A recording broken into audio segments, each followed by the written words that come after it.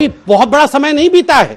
अभी 3 महीने पहले ही चुनाव हुए हैं, नतीजे आए हैं 5 राज्यों के, और जनता ने क्या दिखाया है कांग्रेस पार्टी को, यह दिखाया है। सुप्रिया जी, संघ प्रमुख ने कहा है कि जो हिंसा प्रिय समाज है उसकी उल्टी गिनती शुरू हो गई है। एक सख्त लॉ एंड ऑर्डर हम पालन कराते हैं, अगर कोई पत्थरबाजी करेगा तो उस पर बुलडोजर चलेगा, उसके खिलाफ कार्रवाई होगी, ये सरकार सुनिश्चित कर रही है। और क्या वही संदेश आप उस बयान में भी देखती?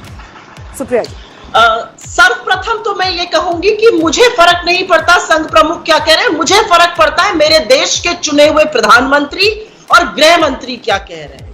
संघ प्रमुख का कुछ कहना या ना कहना मेरे लिए मायने नहीं रखता है। मोदी जी 140 करोड़ भारतीयों के प्रधानमंत्री हैं, वो और अमित शाह जी क्या कहते हैं इससे फर्क पड़ता है। लेकिन दुर्भाग्य यह है कि वो कुछ नहीं कहते हैं। पहली चीज, तू है कौन रे?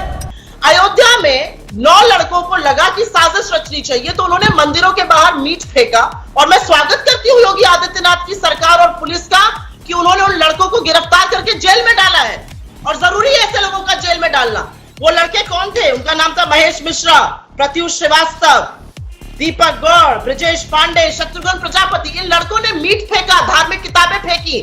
देखिए, मैं बड़े ध्यान से अभी अपनी बहन को कांग्रेस पार्टी से सुन रहा था, उन्होंने सब कुछ स्वागत ही किया है। इन्होंने स्वागत किया संघ प्रमुख जी का कि बिल्कुल जेल भेजना चाहिए जो लोग पत्थरबाजी करते हैं, और सबसे बड़ी बात है, मैं भी स्वागत करता हूं कि इन्होंने योगी आदित्यनाथ जी का स्वागत किया है, स्वागत योग्य है। दूसरी बात, मुझे एक बात आश्चर्य लगता है, मिश्रा था, गौड़ था, उसका नाम उपाध्याय था, ये तो नाम फटाफट कांग्रेस वालों को याद रखते हैं।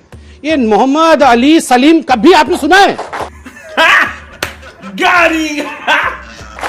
पत्थरबाज कभी आपने सुना है कि कागज में ऐसे लिख के कांग्रेस के प्रवक्ता पता है कौन फेंक रहा था पत्थर? उसका नाम मोहम्मद था, उसका नाम अली था, उसका नाम सलीम था? नहीं। जैसे उपाध्याय, मिश्रा और गौड़ किसी कोने में पकड़े, मिश्रा, उपाध्याय, गौड़ पकड़े गए, वैसे योगी आदित्यनाथ जी ने मिश्रा, उपाध्याय और गौड़ को भी नहीं छोड़ा ना, जेल भेज दिया।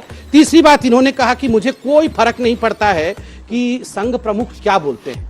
सबसे ज्यादा संघ प्रमुख जी का नाम, सबसे ज्यादा आरएसएस का नाम जितनी बार हम लोगों ने नहीं लिया होगा, विदेश और देश में घूम घूम के राहुल गांधी ने लिया है। संघ इज इक्वल टू बोको हराम, संघ इज इक्वल टू ISIS, संघ इज इक्वल टू आतंकवाद। संघ से जितना खतरा है उतना मुस्लिम इस्लामिस्ट आतंकवादी संगठनों से खतरा नहीं है। ये सब किसने कहा था? अगर आपको कोई फर्क नहीं पड़ता है तो घूम घूम के राहुल गांधी को इस प्रकार का प्रचार करने की क्या आवश्यकता है? और सही बात है, जहां तक महंगाई इत्यादि का विषय है, जनता सवाल पूछना चाहती है, और जनता इन्हीं सवालों के आधार पर वोटिंग भी करती है। कोई बहुत बड़ा समय नहीं बीता है। अभी 3 महीने पहले ही चुनाव हुए हैं, नतीजे आए हैं 5 राज्यों के, और जनता ने क्या दिखाया है कांग्रेस पार्टी को, यह दिखाया है। चलिए जल्दी से सुप्रिया जी छोटा सा जवाब प्लीज, क्योंकि मुझे अन्य मेहमानों और यहाँ सवाल लेने हैं। हाँ। खत्म।